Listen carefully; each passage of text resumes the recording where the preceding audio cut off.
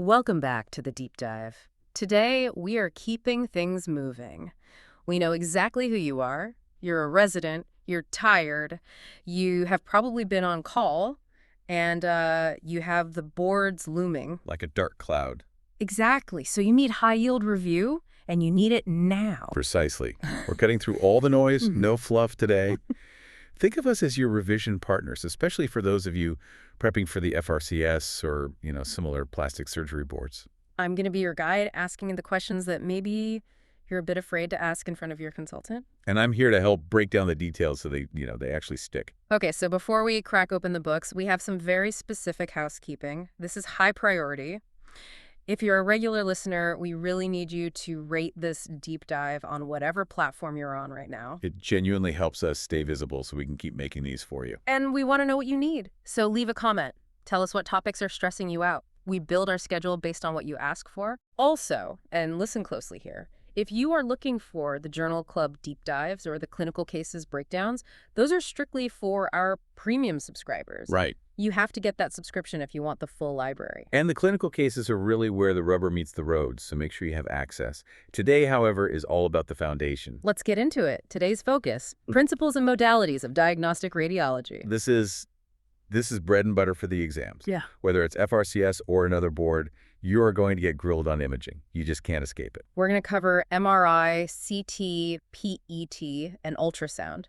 And we're going to do this rapid fire style. I'll throw the concepts at you, and you explain them like we're in the hot seat. I am ready. Let's do it. Okay, let's start with the big gun, magnetic resonance imaging, MRI. In our world, plastics, head and neck. What is the primary utility of this? Why are we ordering an MRI? Okay, so when you think MRI, you need to think soft tissue. It is the absolute modality of choice for demonstrating abnormalities of soft tissue. That is its superpower. Soft tissue. Okay, let's be more specific. If I have a patient with a tumor in the head and neck, when is MRI the absolute go-to versus, say, a CT? It is the modality of choice for oropharyngeal tumors. So if you're looking at the oropharynx, tongue base, tonsil, you want an MRI. And why is that? The contrast resolution for soft tissue is it's superior. You can see the tumor margins so much more clearly than with anything else. Got it.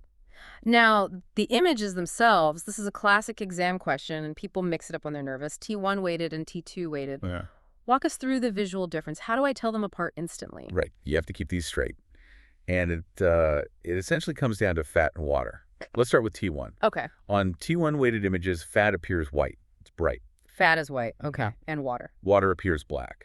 So on a T1 scan, the anatomy is usually really clear because the fat planes are bright white and they outline everything. Fat is white, water is black. That's T1. Correct. Yeah. Now you just flip it for T2. On T2 weighted images, water appears white And fat appears black or, dark.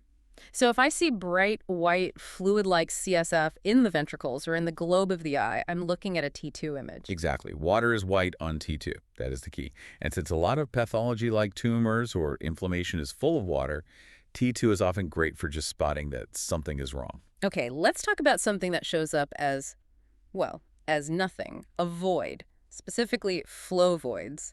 What are they? Ugh, this is a cool physics quirk that's actually clinically useful. MRI relies on capturing a signal from protons, but blood in your big arteries is moving really fast. Too fast for the machine. Pretty much, yeah. It moves too rapidly to produce a reliable MR signal in the time it takes to capture the image. So you get a black area where the vessel is. We call that a flow void. And is that just an artifact we have to ignore? No, we use it. That phenomenon is actually what we use to generate MR angiograms.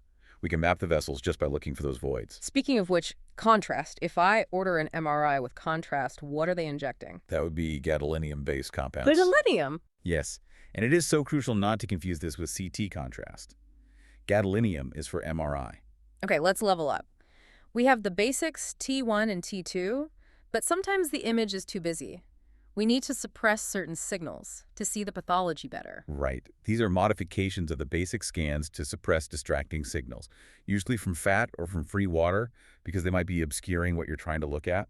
Let's do the acronyms. First one, STR. STIR. What's it stand for? STR stands for Short T1 Inversion Recovery. That is a mouthful. What does it actually do? It's a fat suppression technique, plain and simple. So why do we need to suppress fat? Well, think about looking for a tumor in the orbit or the neck. Those areas are just full of fat. On a regular scan, that fat can be bright, and if your tumor is also bright, it can just blend right in. Ah, see, it gets lost. So you use STR. It turns the fat signal dark. Now, the only thing that's shining bright is the pathology. It just pops. Okay, next one. Flare. FLAIR. FLAIR is fluid attenuated inversion recovery. The name kind of gives it away there. It does. It suppresses the signal from free water. And where is that most useful? Give me a clinical scenario. Oh, heavily in brain imaging. The goal is to highlight edema swelling while getting rid of the signal from the cerebrospinal fluid, the CSF. Walk me through the logic on that. Okay, on a normal T2 scan, water is white, Right. right?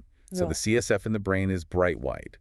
But edema, the swelling in the brain tissue, is also fluid, so it's also white. If you have edema right next to a ventricle filled with CSF, it all just looks like one big white blob.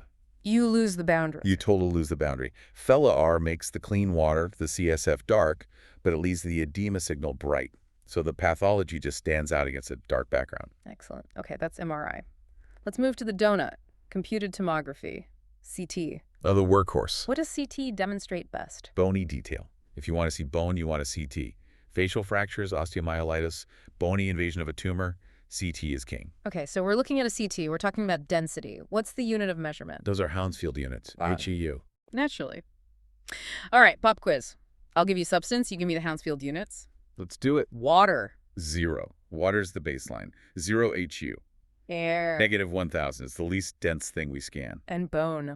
Bone ranges Yeah. from hundreds up to thousands of Hounsfield units, depending on how dense it is. Okay, so we have this massive scale from minus 1,000 up to positive thousands. It's a huge range. But here's the tech problem.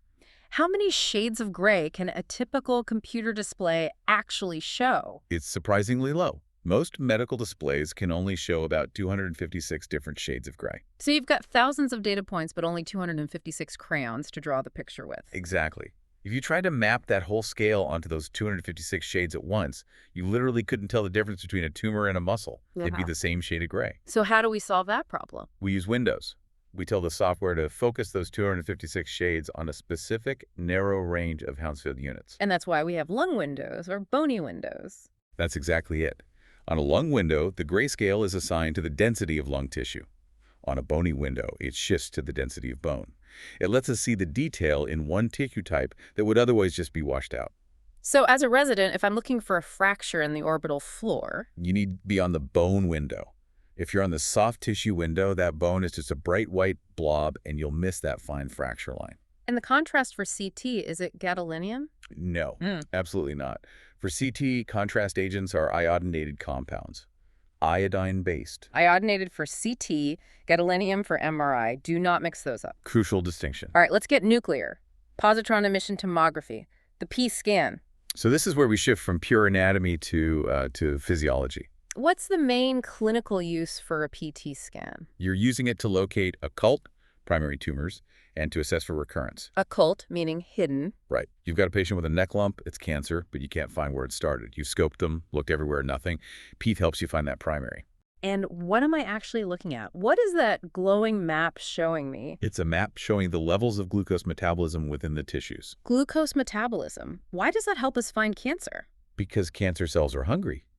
They're metabolically active, they divide rapidly, and they need energy.